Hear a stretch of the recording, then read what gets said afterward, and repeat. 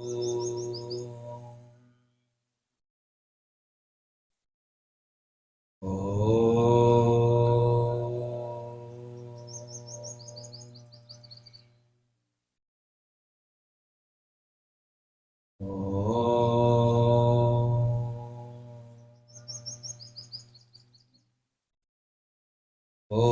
నమో బ్రహ్మాదిభ్యో బ్రహ్మ విద్యా సంప్రదాయకర్తృభ్యో వంశ ఋషిభ్యో మహద్భ్యో నమో గురుభ్యః. యం బ్రహ్మా వరుణేంద్రరుద్ర మరుతః స్తున్వంతి దివ్యైస్తవైః వేదైః సాంగపదక్రమోపనిషద్ గాయంతి యం సామగాః. ధ్యానావస్థిత తద్గతేన మనసా పశ్యంతి యం యోగినో యస్యాంతం న విదుః సురాసురగణదేవా తస్మై బ్రహ్మానందం పరమసుఖదం కేవలం జ్ఞానమూర్తిం ద్వంద్వాతీతం గగనసదృశం తత్వమస్యాదిలక్ష్యం ఏకం నిత్యం విమలమచలం సర్వదీ సాక్షిభూతం భావాతీతం త్రిగుణరహితం సద్గురుం శ్రీ అభేదానంద యతీంద్రం తం నమామి. ఓం శ్రీ సద్గురు గురుభ్యో నమః. ఈరోజు పరమ దివ్యమైనటువంటి భవ్యమైనటువంటి పరమోత్తమైనటువంటి పరమ ఉత్కృష్టమైనటువంటి శుభ సమయం. నంద్యాల జిల్లా సంజామల మండలం నొస్సం గ్రామంలో సంస్థాపించినటువంటి శ్రీ బ్రహ్మానంద ఆశ్రమం సంస్థాపకులు పూజ్యపాదులు పరమహంస పరివ్రాజకాచార్యులు బ్రహ్మ విద్వరిష్ఠులు ప్రాతకాల స్మరణీయులు శ్రీ శ్రీ శ్రీ చిదానందపురి స్వాముల వారి దివ్య శరణులకు అనన్య భక్తితో నమస్కరిస్తూ, ప్రస్తుత పీఠాధిపతులు పరమహంస పరివ్రాజకాచార్యులు, నేటి సభాధ్యక్షులు పూజ్యపాదులు శ్రీ శ్రీ శ్రీ ఆత్మానందపురి స్వాముల వారి దివ్య కమలకు అనన్య భక్తితో నమస్కరిస్తూ, వేదికపై ఆశీనులైనటువంటి మహాత్ములు పూజ్యపాదులు శ్రీ శ్రీ శ్రీ శ్రీహరి తీర్థ స్వాముల వారు ఇనమడుగు వారు వారి దివ్యచరణులకు నమస్కరిస్తూ, పేరవరంలో ఉన్నటువంటి శ్రీ కృష్ణ గీతాశ్రమాధిపతులు పూజ్యపాదులు శ్రీ శ్రీ శ్రీ సత్యానందగిరి స్వాముల వారి దివ్యచరణాలకు నమస్కరిస్తూ, సభలో ఆశీలైనటువంటి ఆత్మస్వరూపులైనటువంటి భక్తులందరికీ ఓం నమో నారాయణ. ముఖ్యంగా ఈ ప్రాంతం రావటం, మొన్ననే నేను గత నెల 3 రోజుల పాటు తాడిపత్రి కార్యక్రమానికి వచ్చాం. ఆ తర్వాత మన తెలుగు రాష్ట్రాల్లో ఎక్కడ ఆధ్యాత్మిక కార్యక్రమాలు జరిగినా ఆ కార్యక్రమాల్లో మేము చిన్మయానందగిరి స్వాముల వారు సత్యానందగిరి స్వాముల వారు కలిసి వెళ్ళటం చాలా రోజుల నుండి ఇప్పటికి కొన్ని వందల వేల కార్యక్రమాలు వెళ్ళాం. కరోనా వచ్చిన తర్వాత చిన్మయానందగిరి స్వాముల వారికి అనారోగ్యం బాగా ఇబ్బంది పడ్డది. ఇప్పుడైతే నేను ఇంకా ఈరోజే గల హాస్పిటల్లో డిశ్చార్జ్ అవుతారు. ఇంకా వారి పరిస్థితి ప్రస్తుతం కష్టమే. ఆ కారణంగా వారు ఫోన్ చేసి తెలియజేశారు, స్వామీజీ మరి మీ కార్యక్రమం కూడా దగ్గర అవుతుందని చెప్పి వారికి మేము పేరు ఇవ్వలేదు, కానీ మరి నేను రాలేకపోతున్నాను, వెళ్ళాలి అని. ఆ రావటం పూర్వజన్మ సుకృతంగా భావిస్తూ ఇక్కడ స్వామీజీ వారిది మీ అందరినీ దర్శనం చేసుకునేటువంటి అవకాశం మాకు కలిగింది. ఇక విషయం మరి మొదటిసారిగా వచ్చాం కాబట్టి మాకు మేము పరిచయం చేసుకోవాలి మీ అందరికీ. మా నామము డాక్టర్ కృష్ణ చరణానంద భారతి స్వామీజీ. మా గురువు గారు అభేదానంద భారతి. పశ్చిమ గోదావరి జిల్లాలో ఉన్నటువంటి అతి పురాతనమైన ఆశ్రమైన శ్రీ యాజ్ఞవల్క్య రాజాశ్రమానికి పీఠాధిపతులుగా చూస్తున్నాం. మొన్న నవంబర్ నెలలో ఈ జిల్లాలో ఇంకో 2వ ఆశ్రమాన్ని కూడా కొనసాగించడానికి పట్టాభిషేకం చేశారు నవంబర్లో. నంద్యాల జిల్లాలో కాలువబొగ్గలో ఉన్నటువంటి పూర్ణానంద ప్రబోధాశ్రమం. దీనికి తోడు మేము స్వతహాగా నిర్మించినటువంటి సనాతన ధర్మక్షేత్రం అని శ్రీకాకుళం జిల్లాలో ఉంది. ఈ 3 ఆశ్రమాలు కూడా మేము నిర్వర్తిస్తూ ప్రస్తుతం ఉన్నటువంటి అఖిల ఆంధ్ర సాధు పరిషత్కి ప్రధాన కార్యదర్శిగా ఉంటూ భారతీయ ధర్మ పరిషత్ అనేటువంటి వ్యవస్థ జాతీయ సంస్థకి అధ్యక్షులుగా ఉంటూ వ్యవస్థాపిస్తూ దేశవ్యాప్తంగా ఇప్పటికీ 1800 గిరిజన గ్రామ ప్రాంతాల్లో పాదయాత్రలు చేస్తూ కొన్ని లక్షల భగవద్గీతాలు ఉచితంగా వారికి ఇస్తూ ప్రతి గిరిజన గ్రామంలో ఇంటిపై ఒక కాషాయ జెండా కట్టుతూ ధార్మిక సంస్థలందరూ కూడా మాతో ప్రయాణం చేస్తూ ఆ కార్యక్రమం నిరంతరం జరుగుతుంది. ఈరోజు మీ అందరి దగ్గర రావడం చాలా ఆనందం. జై శ్రీరామ్. శ్రీరామ్ జయ రామ్ జయ జయ రామ్. శ్రీరామ్ జయ రామ్ జయ జయ రామ్. శ్రీరామ్ జయ రామ్ జయ జయ రామ్. శ్రీరామ్ జయ రామ్ జయ జయ రామ్. చూస్తే చాలా మంది ఉన్నారు, మాట మాత్రం నలుగురే పాడుతున్నారు. శ్రీరామ్ జయ రామ్ జయ జయ రామ్. శ్రీరామ్ జయ రామ్ జయ జయ రామ్. శ్రీరామ్ జయ రామ్ జయ జయ రామ్. శ్రీరామ్ జయ రామ్ జయ జయ రామ్. రఘుపతి రాఘవ రాజా రామ్ పతిత పావన సీతారాం. రఘుపతి రాఘవ రాజా రామ్ పతిత పావన సీతారాం. రఘుపతి రాఘవ రాజా రామ్ పతిత పావన సీతారాం. రఘుపతి రాఘవ రాజా రామ్ పతిత పావన సీతారాం. సుందర రూప మేఘశ్యాం గంగా తులసి సాధురాం. మేఘశ్యాం గంగా తులసి సాధురా. మనకి ఎప్పటి నుండి అలవాటు అయిపోయింది కదా ఈశ్వర అల్లా అని, ఇంకా అదే వస్తుంది. ఒరిజినల్ గా అది లేదు మన తాలూకు గేయంలో. సుందర రూప మేఘశ్యాం గంగా తులసి సాధురాం. సుందర రూప మేఘశ్యాం గంగా తులసి సాధురాం. భద్రగిరీశ్వర సీతారాం. భద్రగిరీశ్వర సీతారాం. భక్త జనా ప్రియ సీతారాం. భక్త జనా ప్రియ సీతారాం. జానకి రమణ సీతారాం. జానకి రమణ సీతారాం. జయ జయ రాఘవ సీతారాం. జయ జయ రాఘవ సీతారాం. శ్రీరామ్ జయ రామ్ జయ జయ రామ్. శ్రీరామ్ జయ రామ్ జయ జయ రామ్. శ్రీరామ్ జయ రామ్ జయ జయ రామ్. శ్రీరామ్ జయ రామ్ జయ జయ రామ్. శ్రీరామ్ జయ రామ్ జయ జయ రామ్. శ్రీరామ్ జయ రామ్ జయ జయ రామ్. శ్రీరామ్ జయ రామ్ జయ జయ రామ్. శ్రీరామ్ జయ రామ్ జయ జయ రామ్. బలో రామచంద్ర భగవానికి, సీతామాతా కి, లక్ష్మణ స్వామి వారికి, రామభక్త హనుమానికి, సనాతన ధర్మకి, సాధు సంతనకి, సమస్త భక్త మండలకి హర నమః పార్వతీ పతయే. హర హర మహాదేవ. శంభో శంకర. అందరూ బాగున్నారా?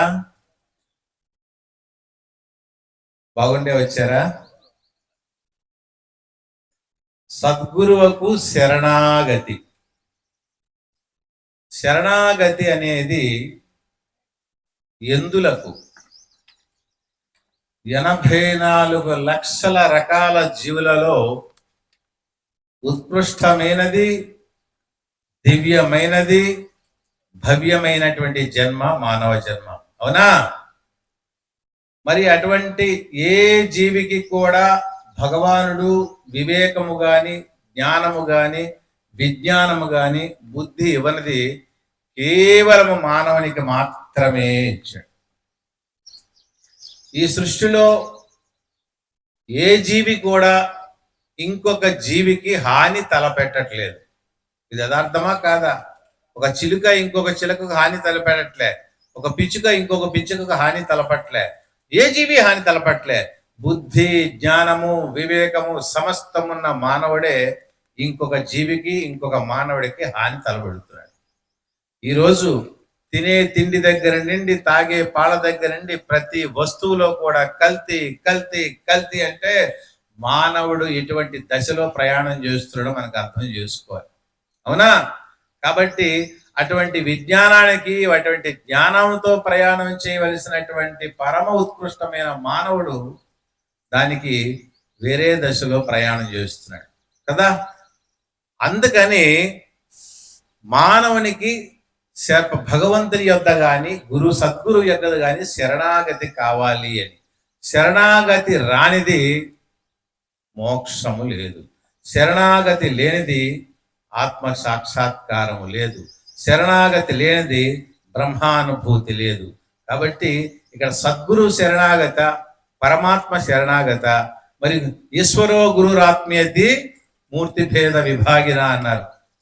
పరమాత్మకి గురువుకి భేదం లేదు. ఏంటి భేదము అంటే ఒక్కొక్క యుగములో ఒక్కొక్క అవతారాన్ని దాల్చి పరమాత్మ ధర్మ సంస్థాపనకు, లోక సంగ్రహణార్థం వచ్చారు. మధ్యలో సంధి కాలం ఉంది. ఆ సంధి కాలంలో కూడా ప్రజలందరూ కూడా విజ్ఞానముచే, జ్ఞానముచే, సత్య ధర్మాలతో ముందుకు కొనసాగాలని ఆ పరమాత్మే సద్గురు యొక్క రూపంతో వచ్చి అక్కడక్కడక్కడ ఆశ్రమాలు ఏర్పరచుకుంటూ ధర్మ ప్రయాణం చేయిస్తున్నారు. కాబట్టి పరమాత్మే సద్గురువు, సద్గురువే పరమాత్మ. ఈరోజు ఇక్కడ మన ఆత్మానంద స్వామి వారు మేము కారులో వచ్చేటప్పుడు ఈ ప్రాంతం అంతా చూస్తే ఇంత ఎత్తులో ఉన్నటువంటి కొండపై ఎంత శ్రమకు ఓర్చకపోతే ఇక్కడ ఇంత చక్కటి ఆశ్రమ నిర్మాణం జరిగింది అని ఒక 25 నిమిషాలు మాకు ఆలోచనలో పడేసింది. మేము ఎక్కడో మెయిన్ రోడ్లో, హైవేలో ఆశ్రమాల నిర్మాణం పెద్ద పెద్ద గొప్పేం కాదు. వాహనాలు వస్తాయి, ఇటుకు వస్తాయి, ఇసుక వస్తుంది.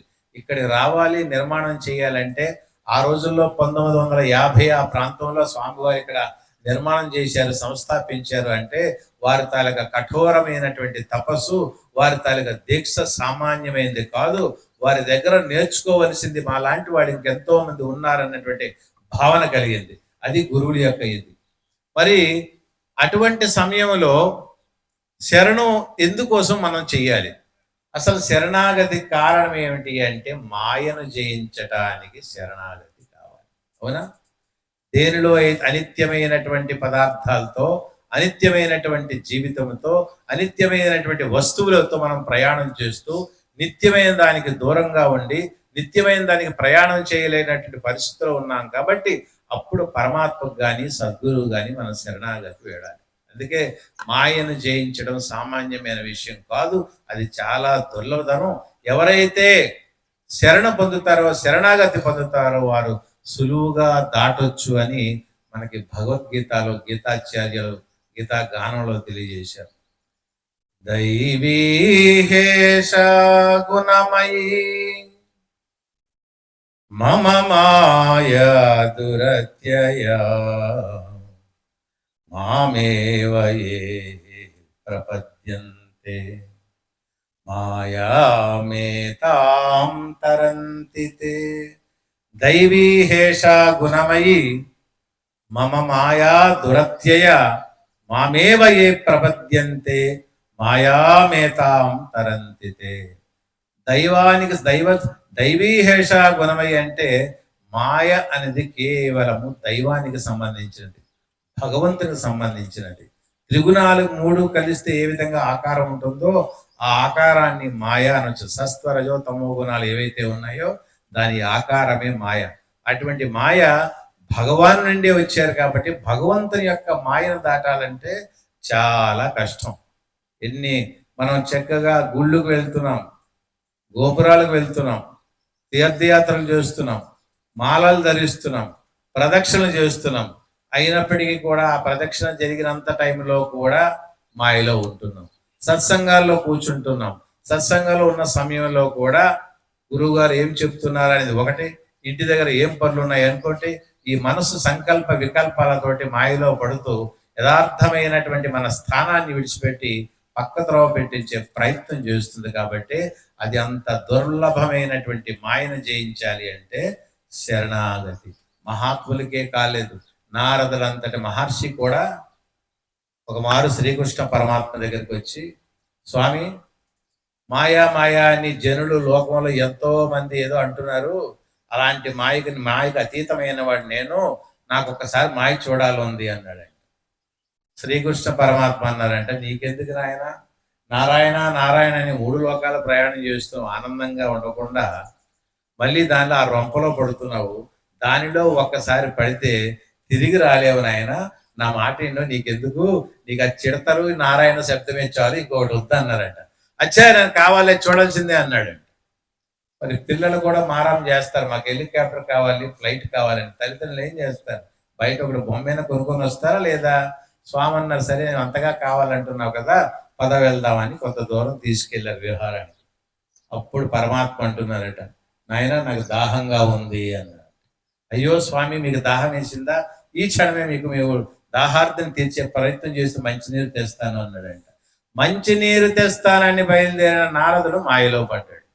అసలు పరమాత్మకి దాహం ఏంటి, దప్పిగా దాహం ప్రాణధర్మాలు కదా, అనాత్మ ధర్మాలు ఆత్మకు నేను పట్టించడం ఏంటి అన్నటువంటి వివేకాన్ని కోల్పోయాడు. అవునా, మనకున్నటువంటి దేహ ధర్మాలు, జనన మరణాలు దేహ ధర్మాలు, ఆకలి దప్పులు ప్రాణధర్మాలు, మరి సుఖ దుఃఖాలు మనోధర్మాలు, కర్తృత్వ భోక్తృత్వాలు అహంకార ధర్మాలు. మరి ఇటువంటి దేనికి దానికి ధర్మాలు ఇవన్నీ కూడా అనాత్మ ధర్మాలు. ఆత్మస్వరూపుడైనటువంటి పరమాత్మకి ఏ ధర్మము లేదు కదా. నారదుడు ఆయనకి దప్పిక వచ్చిందంటే పరమాత్మకి దప్పిక కలగడం ఏమిటి అని ఆలోచన శక్తి ఎప్పుడైతే సడలిందో నారదుడికి మాయ పట్టుకుంది. కాబట్టి ఈ మాయను జయించడం సామాన్యం కాదు. తర్వాత తెలుసుకున్న తర్వాత ఇటువంటి మాయలో ఇంకోసారి పడకూడదయ్యా అన్నారు. కాబట్టి దీన్ని జయిస్తే తప్ప, అందుకే మనకి ప్రత్యక్షంగా పరమాత్మ నిర్గుణ రూపంలో ఉన్నటువంటి విశ్వమంతా వ్యాపించినటువంటి ఈశావాస్యం మిదగం సర్వం యత్కించ జగత్యాం జగత్ తేన తెక్తేన భుంజిద మాగృధ కస్య సిద్ధనం అన్నారు. అంతటా వ్యాపించినటువంటి ఈశ్వరుని ఎక్కడ ఏ రూపంలో ప్రార్థిస్తారు, అంతటా వ్యాపించి ఉన్నటువంటి ఆ తత్వమే గురుతత్వం. కాబట్టి సద్గురుని శరణాగతి పొందాలి అంటే మనలో నిర్మలమైనటువంటి మనస్సు ముందు కలగాలి. మానవునికి కావలసింది నిర్మలమైన మనస్సు, ఇంద్రియ జయము, మనోజయము, నిష్కామ కర్మ. ఈ 5 గుణాలు కానీ లేకపోతే శరణాగతి అనేటువంటి విషయం రాదు. రామాయణంలో కూడా రామచంద్రుడు అంతటి వాడికి విభీషణుడు శరణాగతి వేడి చక్కగా ధర్మ సంస్థాపనకు రావణుని యొక్క సంహారం తర్వాత శ్రీరామచంద్రుడు బంగారంతో నిర్మించినటువంటి లంకాపట్నానికి విభీషణుడికి తృణప్రాయంగా కూడా పట్టాభిషేకం చేసి రాజ్యాన్ని అప్పచెప్పారు. ఈలోపు సుగ్రీవుడు అన్నాడంట, రామచంద్ర, మీరు ఒకవేళ రావణుడు గాని శరణు అంటే అప్పుడు ఏం చేస్తారు, లంకాపట్నం అంతా రాసేశారు కదా. రాములు వారు అన్నారంట, శరణు పొందాలంటే అంత సామాన్య విషయం కాదు. అంతటి రావణుడు శరణు వస్తే అదే పెద్ద 10,000 10 కోట్లు రాని, ఒకవేళ వచ్చాడే అనుకోండి, నా కౌశల్య రాజ్యం అయోధ్య రాసి పెడతాను, ముందు ఆయన శరణు అనాలి కదా అన్నారంట. కాబట్టి ఎంతటి వారికైనా ఆ శరణాగతి అనేది సామాన్యమైనటువంటి విషయం కాదు. ఆనాడు ఈ శరణాగతి వాత్సల్యం ఎవరు, బావగారు అని సంబోధించినంత వారు, బంధువు అని సంబోధించినంత కాలం అర్జునుడికి పరమాత్మ ఎప్పుడు కూడా జ్ఞానాన్ని ఉపదేశించలేదు. భగవాన్ అన్నాడు, సద్గురువు అన్నారు. నీవే నా గురువు, నీవే భగవంతుడు, నేను మీ శిష్యుణ్ణు, నేను మీ భక్తుణ్ణి అంటే పరమాత్మ ఆయనకి గీతాగానాన్ని, గీతను ఉపదేశించారు. అందుకే అర్జునుడు కూడా భగవంతుణ్ణి పురస్కరించుకొని యుద్ధం చేశాడు, అది యజ్ఞం అయింది. దక్షుడు భగవంతుని తిరస్కరించి యజ్ఞం చేశాడు, అది యుద్ధం అయింది. కాబట్టి శరణాగతి అనేది సామాన్యంగా ఎన్ని వందల వేల కోట్ల జన్మల నుండి మనం అందరం కూడా ప్రయాణం చేస్తూనే ఉన్నాం. అందరికీ కూడా మోక్షం కావాలి. చెప్పండి, ఇక్కడ ఎంతమందికి మోక్షం కావాలి? ఒకరేనా? నలుగురేనా? చెప్పండి అయ్యా బాబు, మోక్షం ఎంతమందికి కావాలి?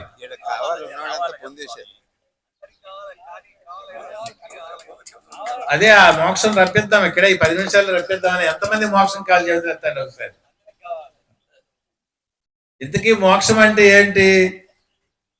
మోక్షం మనిషి జీవించుండగా వస్తుందా, చస్తే వస్తుందా?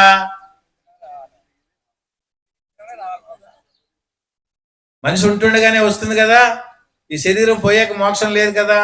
మరి మోక్షం అంటే ఏంటి అయ్యా? మళ్ళీ పుట్టుకలేదు, అంతేనా? సరే, చిన్న ఉదాహరణ చెప్తాను, మీరే చెప్తారు మోక్షం అంటే ఏమిటి.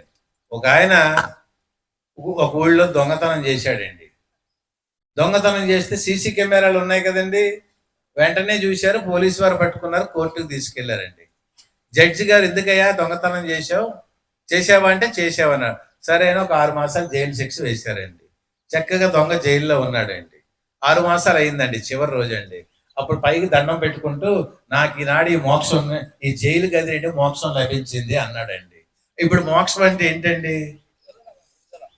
ఏంటి మోక్షం అంటే ఏంటి? విడుదల.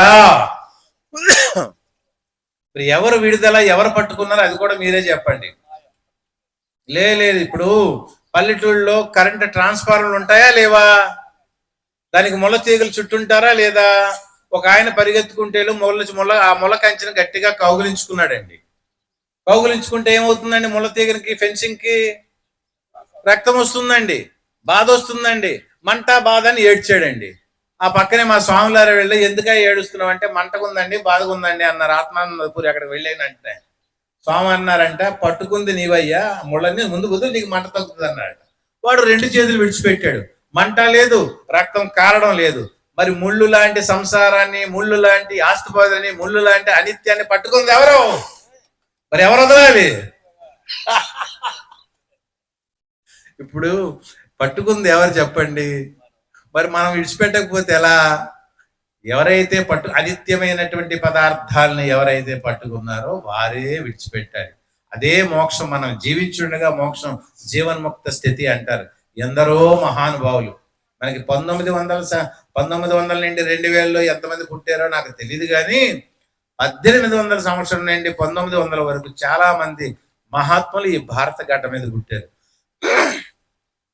రామకృష్ణ పరమహంస 1836, 1853లో మా శారదాంబ మాతాజీ వారు, 1863లో స్వామి వివేకానంద, 1873లో రామతీర్థ స్వాముల వారు, 1879లో రమణ మహర్షులు వారు, 1885లో మలయాళ స్వాముల వారు, 1886లో ఎవరు? శివానంద సరస్వతి స్వాముల వారు, 1894లో చంద్రశేఖరేంద్ర సరస్వతి స్వాములు వారు. ఎంతమంది మహాత్ములు చూడండి. వీళ్ళందరూ కూడా బ్రహ్మ విద్వరిష్ట స్థాయికి చెందిన వారు. 1900లో పుట్టలేదా, పుట్టున్నారేమో, నాకు అజ్ఞానం లేదు. కనుక అటువంటి వారందరూ కూడా జీవించి ఉండగానే మోక్షాన్ని చూశారు. మనస్సుని నిగ్రహిస్తూ మనసు యొక్క సంకల్ప వికల్పాలు ఆపటమే మోక్షం. మనసు ఎటు పరిగెడుతుందా, పరిగెట్టే విధానాన్ని ఆపటమే మోక్షం. అటువంటి దాన్ని చెయ్యాలి అంటే ప్రతి ఒక్కరూ కూడా 5 సద్గుణాలు కలిగి ఉండాలి. ఏమిటో సద్గుణాలు కూడా పరమాత్మ తన గీతాగానం ద్వారా తెలియజేస్తున్నారు. యోగయుక్తో విశుద్ధాత్మా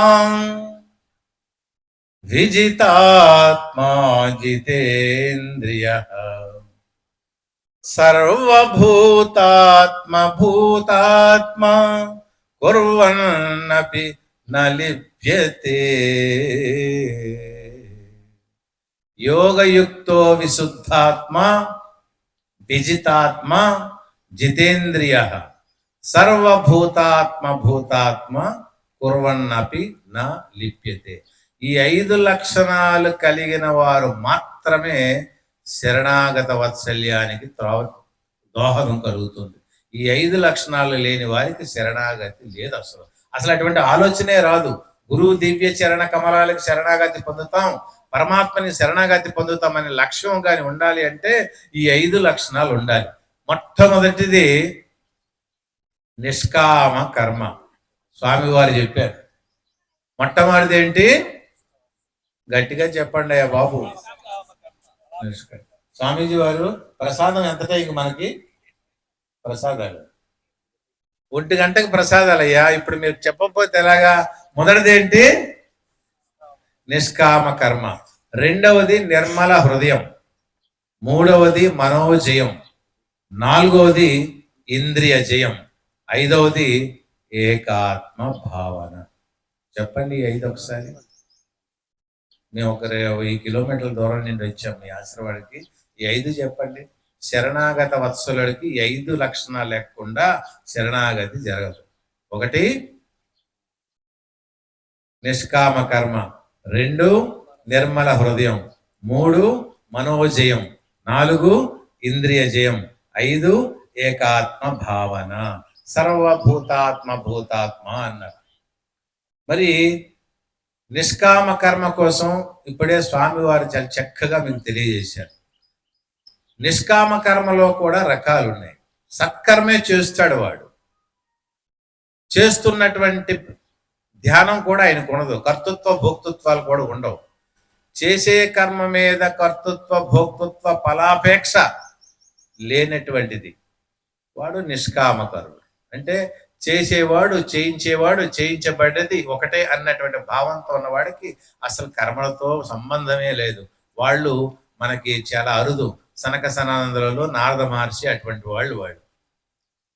మరి అటువంటి నిష్కామ కర్మ చేయడానికి ప్రయత్నం చేయాలి అంటే మానవుడు నిరంతరము కూడా హృదయము అంటే ఇక్కడ మనస్సు నిర్మల హృదయుడై ఉండాలి. నిర్మలమైనటువంటి మనస్సు కలిగిన వాడై ఉండాలి. ప్రజహాతి యదా కామాన్ సర్వాన్ పార్థ మనోగతాన్. అంటే ఎటువంటి ఏమాత్రమైనటువంటి కోరిక కూడా మనసులో ఉండకూడదు. మనసులో ఉంది అంటే మళ్ళీ దానికి కర్తృత్వ భోక్తృత్వాలు యాడయ్యి మళ్ళీ జన్మకు కారణం అవుతుంది. కాబట్టి అటువంటి లేని వారు మాత్రమే ఈ శరణాగత వత్సలుడు అంటున్నారు. రెండవది నిర్మల హృదయం. నిర్మల మనస్సు ఎప్పుడు ఏర్పడుతుంది? సర్వత్రా సర్వే కనిపించినటువంటి ప్రతి వస్తువులో కూడా పరమాత్మ అంటే దానికి ఒక మెట్టు ముందుకెళ్ళి కనిపించిన ప్రతి వస్తువులో కూడా నేనే కనిపిస్తున్నానని భావన రావాలి. ఒక గురువు గారి దగ్గరికి 2 శిష్యులు వెళ్ళారండి. గురువు గారు చూశారు, విద్యార్థులు బాగానే ఉన్నారు, వీళ్ళకి చక్కగా ఒక సంవత్సరం పాటు వారికి తగ్గట్టు బ్రహ్మజ్ఞానాన్ని ఉపదేశించి ఒక ఏడాది అయిందిరా, మీ ఇద్దరు కూడా లోక పర్యటన చేసి రండి, తర్వాత ఉన్న విషయాలన్నీ మనం మాట్లాడుకుందాం, ఆచరణలో ఉందో అన్నారు. గురువు గారి అభిప్రాయం ఏంటంటే సామాజిక సాంఘిక పరిస్థితులు కూడా ఈరోజు సాధుమాతలు తెలియకపోతే ఆశ్రమాలు ముందుకెళ్ళాలంటే చాలా కష్టం. ఇది త్రేతాయుగం కాదు, సత్యుగం కాదు, ద్వాపరయుగం కాదు, కలియుగం. కాబట్టి కలియుగంలో గురువులు ఎంత చెప్పినా ఆశ్రమం తాలూకు ప్రభావం ఆశ్రమం దాటిన వెంటనే వాళ్ళు మరిచి మళ్ళీ యథాస్థితిలో ఉంటారు. అయినప్పటికీ ఎందుకు ఇటువంటి కార్యక్రమాలు చేస్తున్నారు ఒక్కసారి ఆలోచిస్తారా? ఆత్మానంద స్వాముల వారు, మన చిదానందపురి స్వాముల వారు వారి ఆరాధన మనకు చేయమని ఏం చెప్పారా? కాదు. ఈ ఆశ్రమాల్లో ప్రతి ఏడాది సద్గురుల యొక్క పుణ్యారాధన దివ్యమైన కార్యక్రమం ఎందుకు జరుగుతుందంటే స్వామివారు భౌతికంగా మనకి కనిపించేటప్పుడు, మనతో ప్రయాణం చేసేటప్పుడు మనకి జ్ఞానాన్ని విజ్ఞానాన్ని ఎంతో మనకు బోధించారు. ఆ జ్ఞానాన్ని బోధించిన దాన్ని మళ్ళీ నెమరు వేసుకోవడానికి ప్రతి సంవత్సరం కూడా ఆశ్రమాల్ని, భక్తుల్ని, మోక్షుల్ని పిలిపించి జ్ఞాన మార్గంలో నడిపించాలని వారికి అఖండమైనటువంటి జ్ఞానజ్యోతిని వెలిగించి వాళ్ళ హృదయంలో వెలిగించాలని సత్కార్యం సత్ఫలితాలతో ఆశ్రమ పీఠాదులు ఇటువంటి పుణ్యారాధన కార్యక్రమం చేస్తారు. కానీ వారికి ఇంకా జరక కాదు, వారికి జరక కాదు. యథార్థమైన విషయం ఏంటంటే అనాదిగా ఉన్నటువంటి ఋషి కులాలు, ఋషి ఆశ్రమాలు అప్పటి నుండి ఇప్పటి వరకు మరి ఎప్పటి వరకైనా సరే ధర్మస్వరూపమైనటువంటి ఆ భగవాను యొక్క దివ్య జ్ఞానాన్ని అందించడమే ఆశ్రమాల యొక్క ప్రధాన ధ్యేయం. ప్రజల్ని చైతన్యవంతులు చేయాలి, జ్ఞాన చైతన్యవంతులు చేయాలి, విజ్ఞాన చైతన్యవంతులు చేయాలి. ధర్మార్థ కామ మోక్షాలు ఏ విధంగా దాన్ని ఉపయోగించుకుంటూ నడుచుకోవాలో అన్నటువంటి విశేషమైన జ్ఞానాన్ని కలిగించడానికే ఆశ్రమాల యొక్క ప్రధాన కర్తవ్యం. ఇది ఎప్పటి నిండో ఆనాడు రామరాజ్యం అంత చక్కగా పరిపాలింపబడ్డదంటే వశిష్ఠ మహర్షి తాలకిది. అందుకే ఇక్కడ ఈ 5 లక్షణాల్లో మనకి మొదటిది నిష్కామ కర్మ, రెండవది నిర్మల హృదయము, మూడవది మనోజయము. మనసును జయించగలిగిన మనసు ఎన్నో పరివిధాలుగా చెప్తుంది. చెప్పిన దానికి వినవలసిన పని లేదు. ఏదైతే దానిలో సద్వస్తు ఉందో, సత్యమైనది ఉందో, ధర్మమైనది ఉందో, అనాత్మమైనది కాదో, ఆత్మకు సంబంధించింది ఏదో దాన్ని పట్టుకొని మాత్రమే ప్రయాణం చేయాలని ఒక సుస్థిరమైనటువంటి ఆలోచన విధానాన్ని మనసులో నిగ్రహించుకోవాలి. ఇంద్రియ జయం. ఈరోజు ఇంద్రియ జయాలు అంటే మనకు చాలా గుర్తొస్తుంటది. ప్రపంచంలో 3 ముచ్చట్లు ఉంటాయంట మానవుడికి. బిడ్డ పుట్టగానే తల్లిదండ్రులకు ముచ్చట. మావాడు పరిగెడుతున్నాడు, మావాడు ఏదో మాట్లాడుతున్నాడు, మావాడు పడిపోతున్నాడు, మావాడు గుడిగుడు అడుగులు వేస్తున్నాడని తల్లిదండ్రులు చాలా ముచ్చట పడతారు.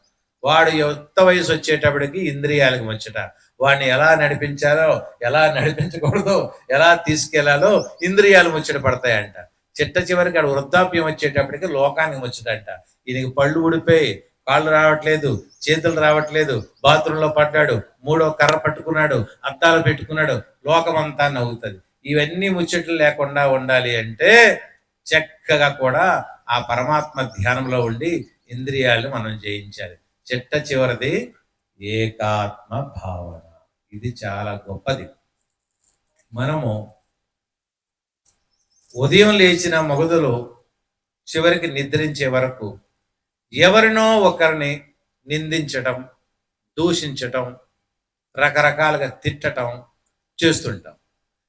దూషించడం ఎవరికి దూషిస్తున్నాం?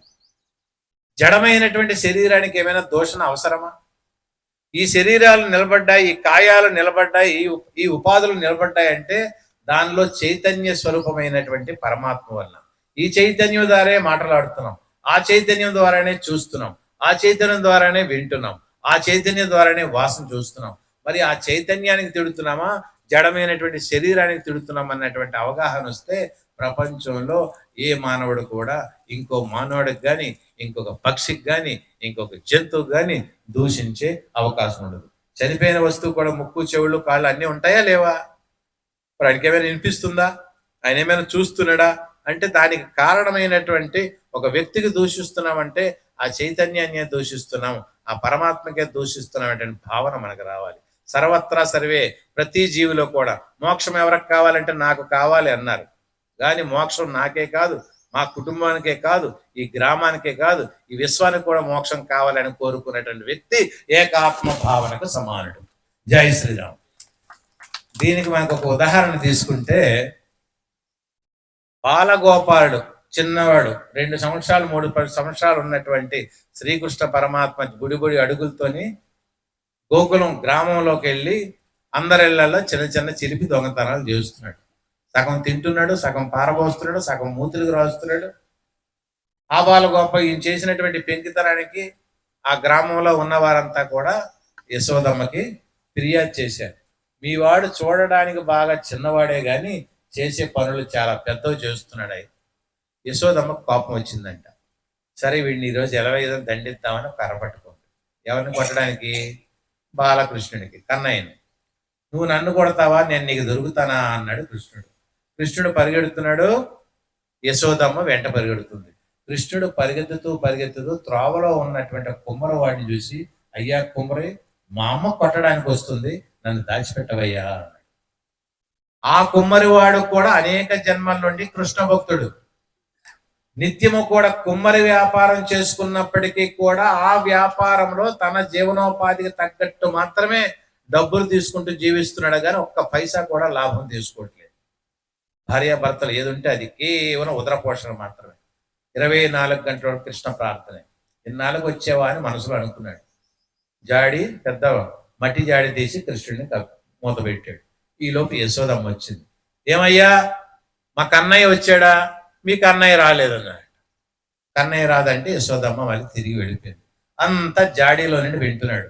మా అమ్మ వచ్చిందా కుమ్మరి అంటే, మీ అమ్మ రావడం అయింది, మీ అమ్మ అడగడం జరిగింది, మీ అమ్మ వెళ్ళిపోవడం జరిగింది. మా అమ్మ వెళ్ళిపోయింది కదా, ఇక నా జాడీ తీవయ్యా అన్నాడట. అయ్యా జాడీ తీస్తాను కానీ నాదొక చిన్న కోరిక అన్నాడు. పుట్టోడు కదా, ఏంటో చెప్పు అన్నాడంట.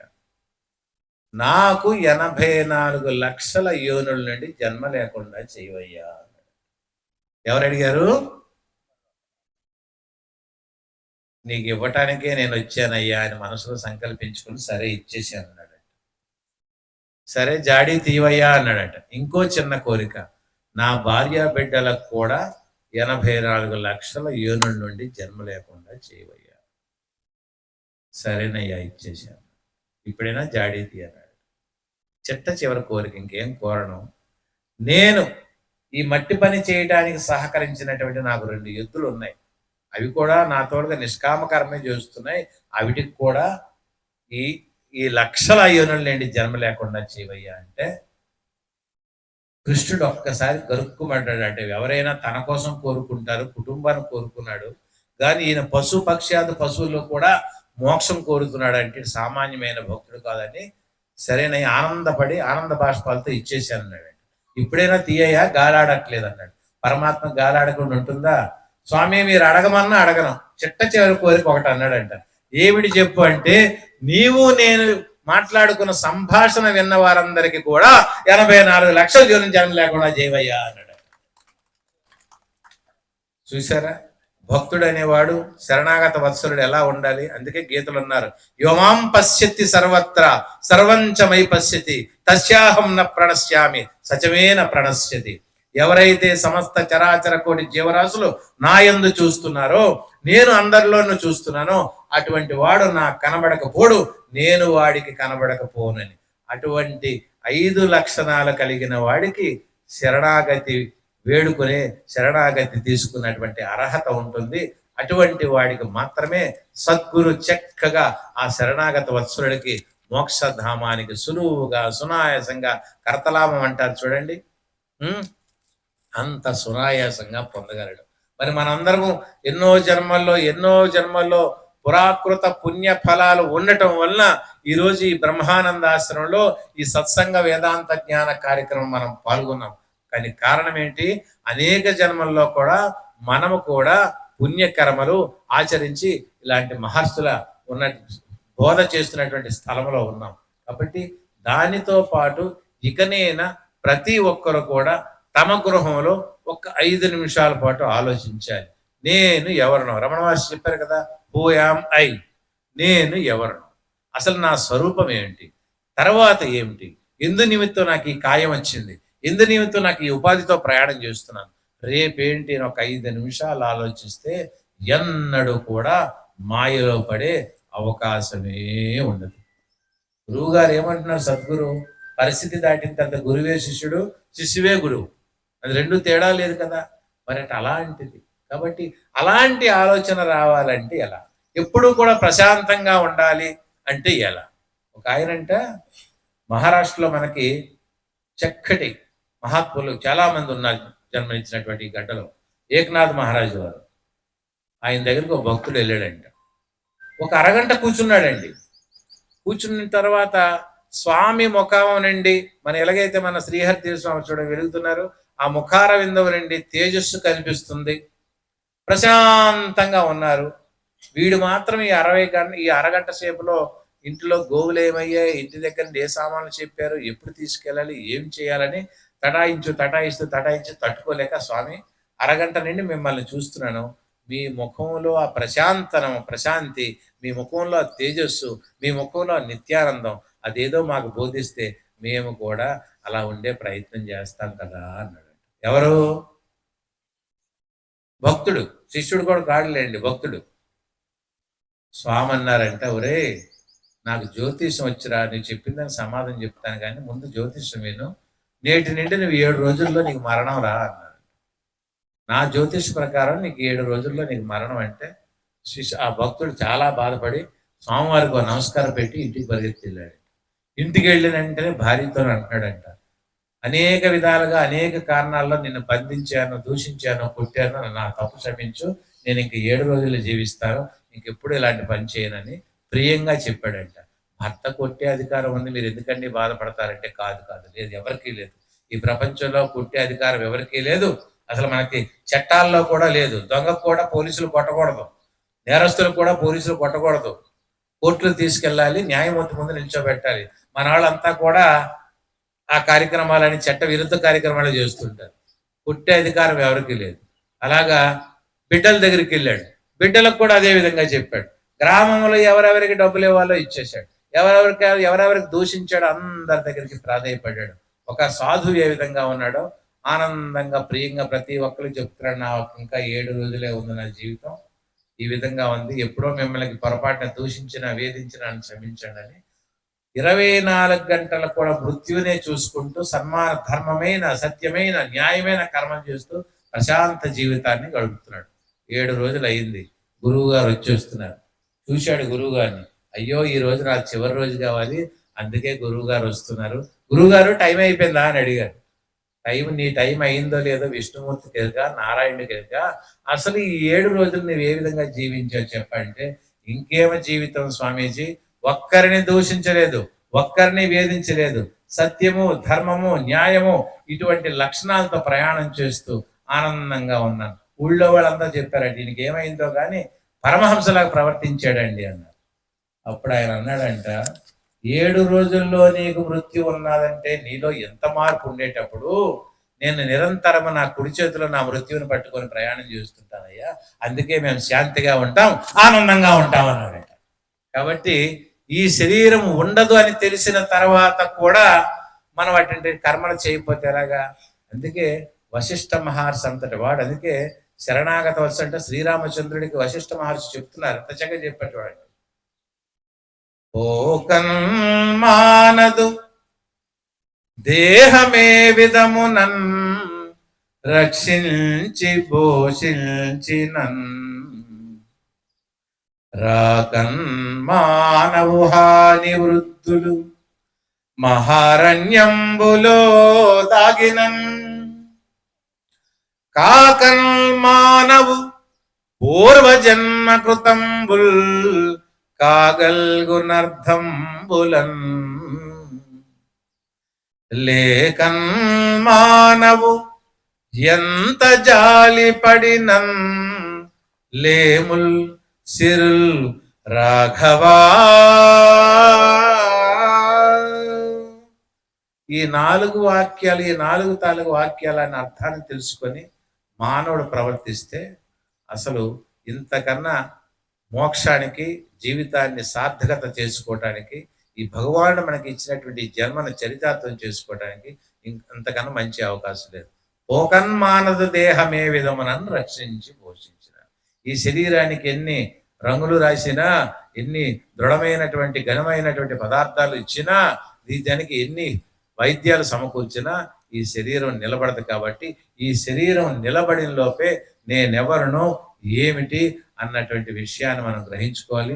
ఈ 4 కోసం ఇంకో సభలో మనం చెప్పుకుందాం. నా సమయం అయినట్టుంది, స్వామివారి పుస్తకం చేతిలో పెట్టుకున్నారు.